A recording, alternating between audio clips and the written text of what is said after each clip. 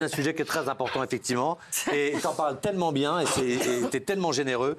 C'est vrai que tu as parlé ouvertement de tes addictions de l'époque. Ça fait combien de temps que tu as arrêté de boire?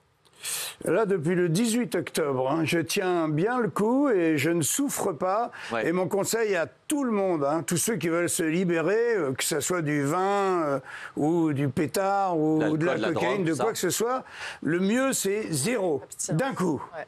Point. Ça, c'est ton conseil.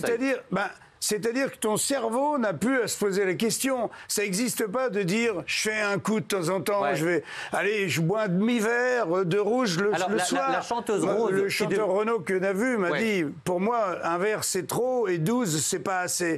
Et il a résumé exactement la situation. C'est-à-dire c'est zéro. Tout le monde n'a pas ta force. La chanteuse Rose, pardon, elle était malade aujourd'hui, elle devait être là avec nous. Au téléphone m'a dit hier, par exemple pour la cocaïne, on ne s'en sort pas tout seul. Il faut demander de l'aide. Donc peut-être que tout le monde n'a pas ta force aussi. C'est possible, oui. Ce que je veux dire, c'est qu'effectivement, tu as reconnu dans les interviews que tu étais monté jusqu'à 4-5 bouteilles d'alcool, de vin par jour. Oui, par bien jour, sûr. Qu'il y avait eu les soirées cocaïne, les soirées machin. C'est-à-dire, il y a eu une période où il n'y avait plus personne. Tu sortais le soir après 4 heures du matin avec la mâchoire comme ça et en disant c'est où l'after et puis tu te couchais vers 14 heures. C'était une période, mais il y a 25 ans maintenant. Bien sûr. Pour moi, il y a vraiment... Avec du recul, vous vous dites quoi? Oui, j'étais toxicomane et alcoolique? Il y a un truc qu'il faut quand même un peu préciser, c'est-à-dire que la cocaïne, c'est pas une dépendance physique, c'est-à-dire que t'es pas comme un héroïnomane en disant si j'ai pas ma dose. L'héroïne, c'est terrifiant parce que tu ne peux pas survivre sans. Donc tu étais prêt à tout, quoi. Il faut aussi... pour une période de plaisir très courte, après tu n'es plus que dépendant et pour être que normal. Et c'est ce qu'il faut dire. Et c'est pour ça que la chanteuse Rose, pardon, je la fais parler parce que j'ai eu hier une interview, disait qu'elle m'a dit à la fin, même pour passer l'aspirateur, tu as besoin de prendre de la cocaïne, sinon tu passes pas l'aspirateur. C'est-à-dire au début tu fais avec le nez, puis après pour les grosses quantités tu prends l'aspirateur, évidemment. Si t'as haut comme ça de cocaïne chez toi, évidemment, c'est mieux d'avoir du matériel. Ce qui est important... Oui, mais c'est quand même le sujet. Le sujet est important. Ce que je veux dire quand même, c'est que Rose dit « Je n'ai aucune excuse. Mon enfance, c'était la maison du bonheur. » Vous, Jean-Marie, c'est la classe qui démarre. Je me souviens que vous racontiez qu'avec Palma, vous preniez des scooters et la nuit, vous regardiez si les gens vous reconnaissaient, tout ça.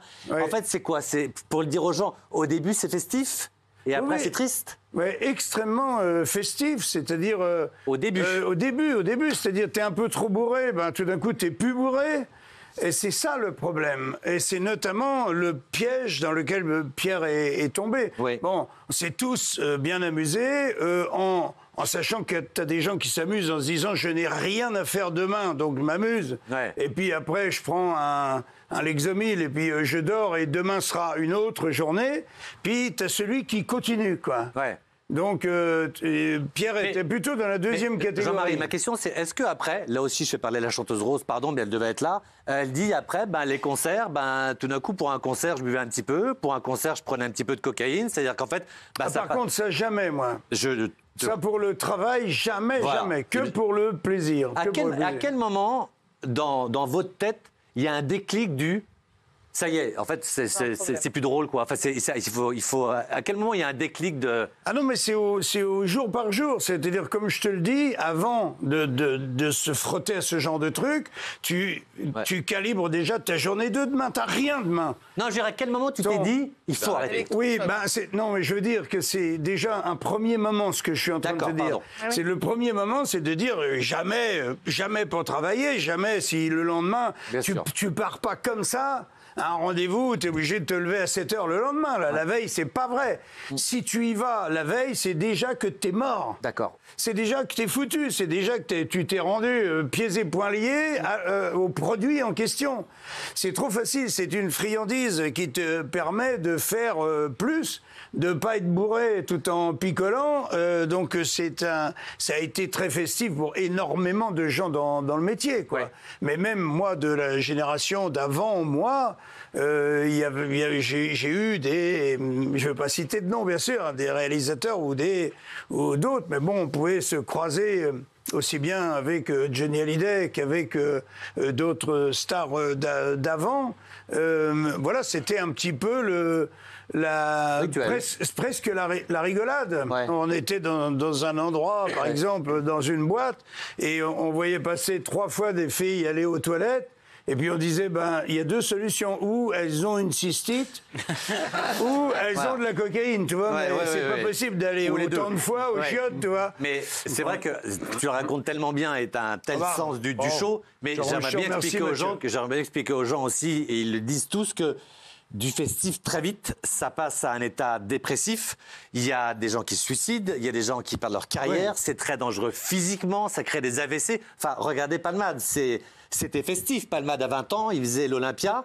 Aujourd'hui, il a presque tué des gens et il est dans un hôpital. Il faut quand même rappeler les choses. Julien, est-ce que...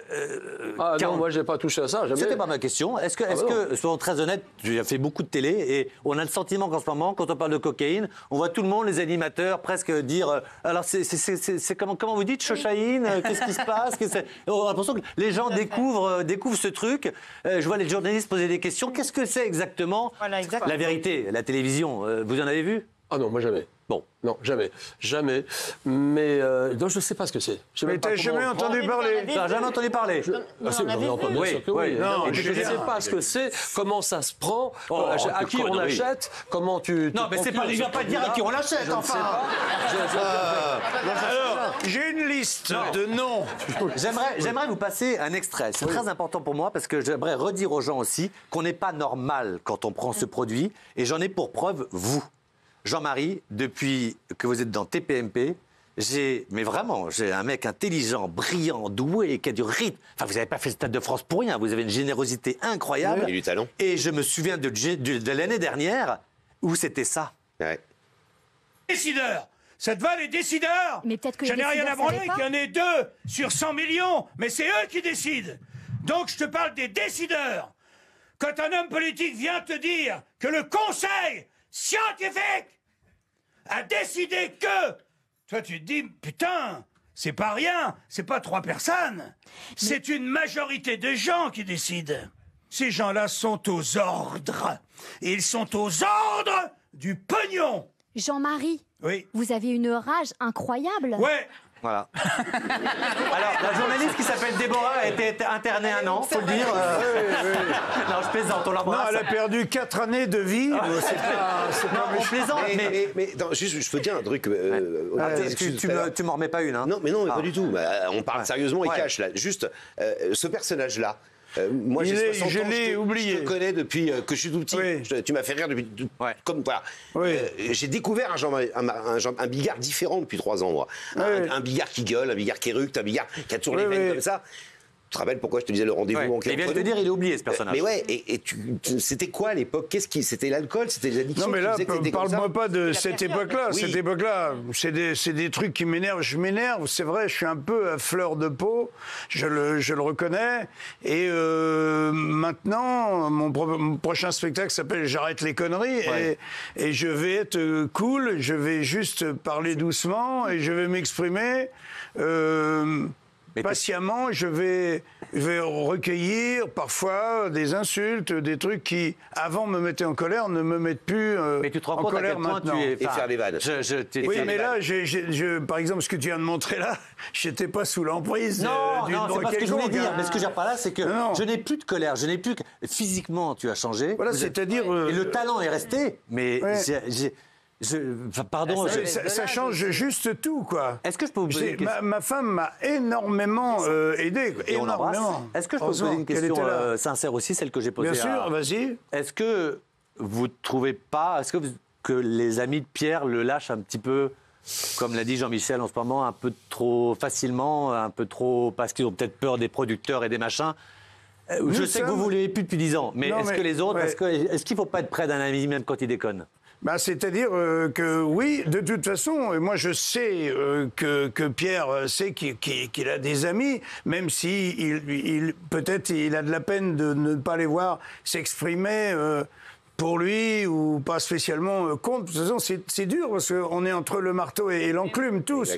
Tout ce qui a déjà été dit, ce que vous avez dit tout à l'heure, a été dit déjà. Est-ce que tu as hésité une seconde quand il était à l'hôpital et qu'on ne savait pas à l'époque ce qui se passait comme Robin? C'était ton ami, il était à l'hôpital. Est-ce que tu as hésité une seconde à aller le voir à l'hôpital quand même, juste parce que c'était un ancien ami qui était à l'hôpital? C'est-à-dire que j'avais déjà été persécuté par absolument tous les médias pour parler, et j'avais déjà dit tout ce que j'avais à dire. D'accord. Encore cet après-midi, et avant d'enregistrer cette émission, il y a encore des gens qui m'ont appelé de BFM pour me dire on fait un reportage de 45 minutes sur Pierre Palmade, on aimerait bien que tu parles. Et je lui ai répondu très gentiment, désolé, mais je ne vais pas faire ça. Tout ce que j'avais à dire, je l'ai dit. Ça m'a aussi un petit peu brûlé la gorge, tu vois, parce que tu es bien obligé d'intervenir sans intervenir. C'est un moment extrêmement délicat.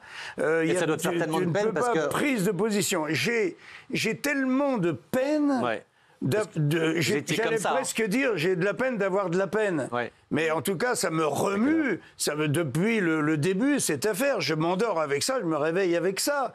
Parce que j'ai été trop proche de Pierre et que cette chute dans le vide...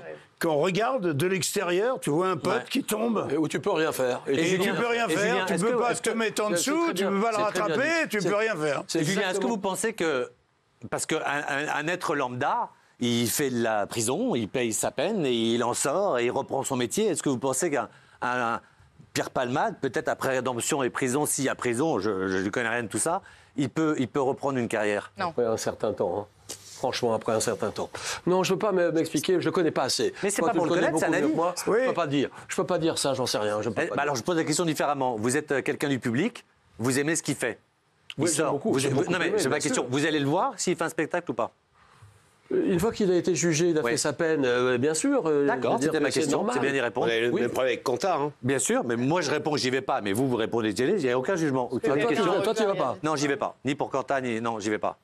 Non, bah pour quand tu avais une question? Quentin, j'y vais pas. Palmade, c'est un peu tôt encore. Enfin, c'est tellement frais. Mais je crois que tu avais une question pour Jean-Marie tout à l'heure. Non, c'était pas une question. En fait, ce que je voulais dire simplement, c'est que quand on voit, elle en parle très bien d'ailleurs, Rose, qui n'est pas là aujourd'hui, mais qui a un podcast qui est fantastique sur les addictions. Elle parle aussi de la descente. Enfin, voilà, parce qu'on parle du côté festif, effectivement, mais on cherche toujours l'effet du premier trait, qu'on ne retrouve jamais, en fait. Donc, on prend un trait, c'est super, c'est festif, c'est génial, on se prend pour la reine du pétrole. Le deuxième, le troisième, etc., on n'a jamais ce même effet. Donc, c'est ça, l'escalade. Et elle parle très bien des moments de descente et sur les humeurs aussi. Ça joue énormément sur les humeurs. J'ai deux dernières questions pour toi, si tu l'acceptes. J'ai deux questions. La première, c'est, on dit, est-ce que les people doivent en parler ? Mais c'est vrai qu'une fois que tu en parles, on va être honnête, quel producteur te produit, quel assureur t'assure, tu mets ta carrière en danger, donc c'est très compliqué, donc on comprend qu'ils en préparent. Et puis, autre question, c'est, tu as des enfants ? Oui.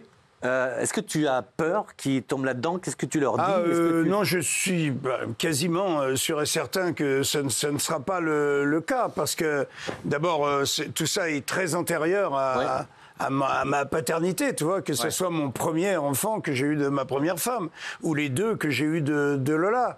Non, je ne pense pas une seconde que ça leur arrivera, parce que, comme je connais le véhicule, si j'ose dire, je serai en veille en permanence. Voilà. Je guetterai chaque moment, chaque truc. Ça sera difficile de passer au travers du filet.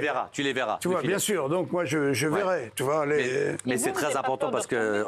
Pardon, Isabelle? Je me demande s'il avait peur de retomber. Oui, tiens, c'est une très bonne question. Est-ce que toi, tu as peur de rechuter? Qui, pour moi? Oui. Ah non, jamais de la vie. Mais on dit qu'un alcoolique est alcoolique à vie. Mais c'est pour ça qu'il ne peut plus boire. Ouais. Mais du coup, maintenant, pour toi, les soirées, t'es obligé de te faire chier, c'est Coca Zéro? Non, moi, c'est pas ça, mais non, à vie, non, je ne crois pas, même si la majorité des gens dans le monde pensent que ça n'est pas possible, même si Jésus lui-même disait aux voleurs, tu ne voleras, je te pardonne, et tu ne voleras plus, tu ne seras plus jamais un voleur, mais Jésus lui dit, déménage, parce que pour tout le monde, tu seras toujours un voleur, même si tu ne voles plus jamais de ta vie. Ouais. Donc, si tu veux, de ce point de vue, là, c'est très dur parce que as une condamnation à perpète du monde entier.